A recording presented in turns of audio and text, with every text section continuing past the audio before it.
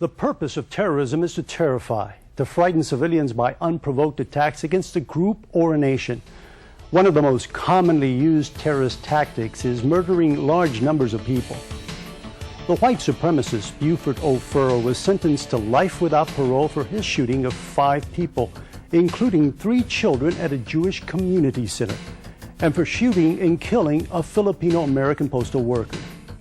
Furl had previously been chased away from the Simon Wiesenthal Center in Los Angeles by private security professionals. That's before he could have inflicted even more damage. In 1999, a terrorist by the name of Ahmed Rassam attempted to cross the border between the United States and Canada.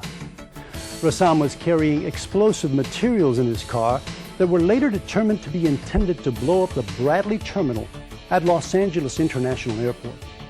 Fortunately, U.S. Customs agents became suspicious of Rassam's hesitant answers to their questions and took him into custody. Rassam was sentenced to 130 years in prison. Terrorist acts are not always against people. For example, some people believe they are in the right when they destroy property to make a point for a cause, such as in the case of the vandalizing of car dealerships or serious arson fires directed at new housing developments. Some extreme environmental and animal rights groups have adopted new and often violent tactics.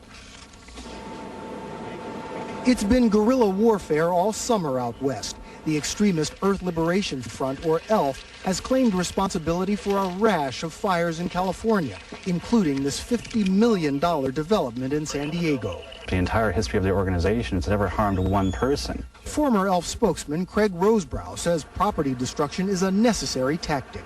And the goal is economic sabotage, is to try to inflict maximum economic damage to entities that are destroying the natural environment.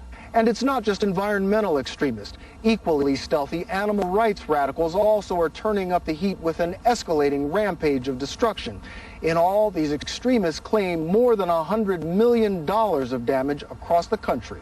Animal rights activists bombed this Bay Area biotech firm, released 10,000 mink in Washington.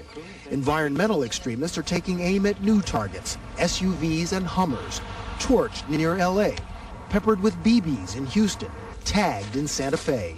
They're not proving a point. All they're doing is making people angry.